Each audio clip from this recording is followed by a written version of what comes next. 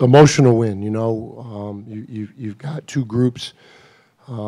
They've got a couple veteran players, we've got a couple veteran players, and then you got a ton of young guys with not a whole lot of experience trying to figure it out. And, emotional roller coaster ride up and down. But, we've been close in this situation quite a few times over the last 3 years, and it was time for guys to figure out how to finish one of these off. And I think our guys grew up tonight. We took care of the ball when we needed to.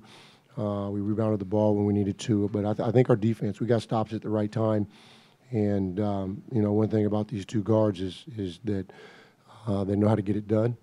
And, when one's not having a hot hand, the other one seems to pick up the slack for the other. And, but that's a good team. I think that Pitt team is going to win a lot of games here in the future. And, that freshman class is a good group that'll grow. And hopefully we'll look back and they'll have a good season and we'll feel even better about the win.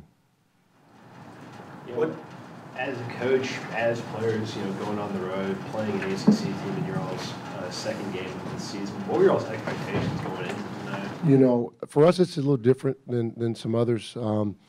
We opened up last year at USC and we jumped up with a lead, and we lacked depth and just really couldn't hold on. And then they had some guys step up, make some big shots. They had a guy have a career game on us to pull away. We were close on Oregon. We had a lead about 8-minute mark, and some foul trouble forced me to get some guys out of the game, and then they kind of stole the momentum. Gonzaga were up. They missed the front end of a 1-on-1 when they were number 22 in the country 2 years ago. If we get the rebound, they got to foul us, we win. And then Cal, we're up 3 with 15 seconds to go in the game, and they hit a 3 to go in overtime, and we lose that game in double overtime. So for us, we've been close. We've been close. We're up at half against NC State, and we just got to figure out how to do this, how to get it done. And so for us, we came into the game believing we could win. Now, did we know we would win? No. We don't come in cocky, but we came in confident that we've been here before. And it's time for us to get a win against one of these BCS teams if we're going to continue to play them. And so we came in with a lot of confidence. And as the game went on, the confidence grew.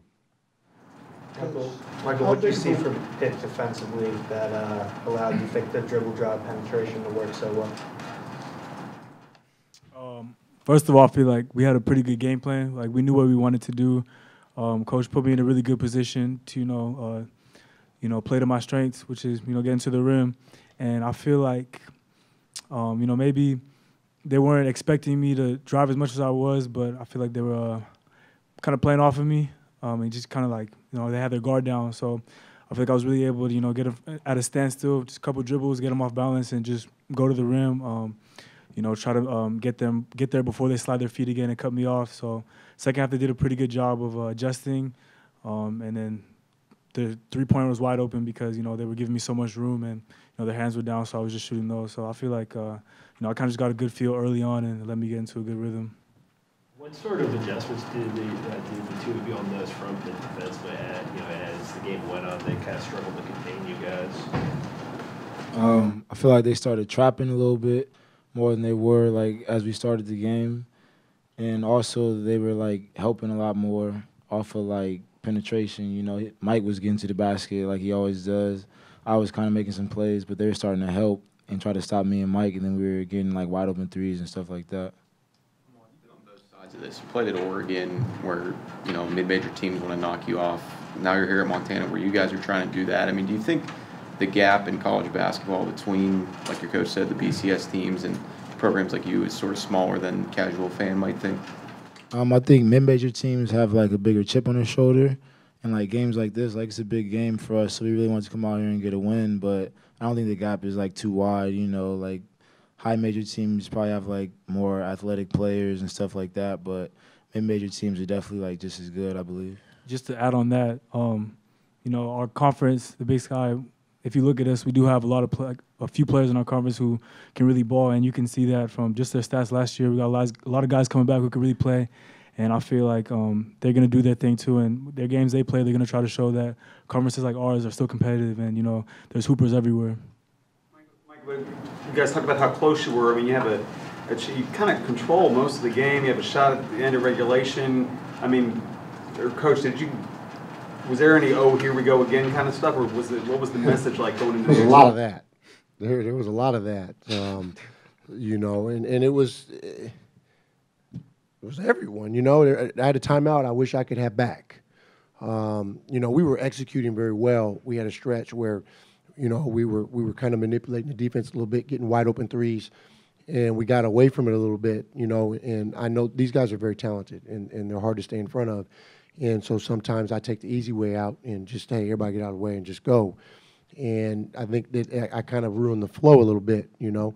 But then there's some turnovers, there's some missed free throws, there's some missed assignments that, you know, they took advantage of. So, yeah, there's that moment where I'm like, come on, you know, I want to kick a chair. I want to, you know, get emotional here.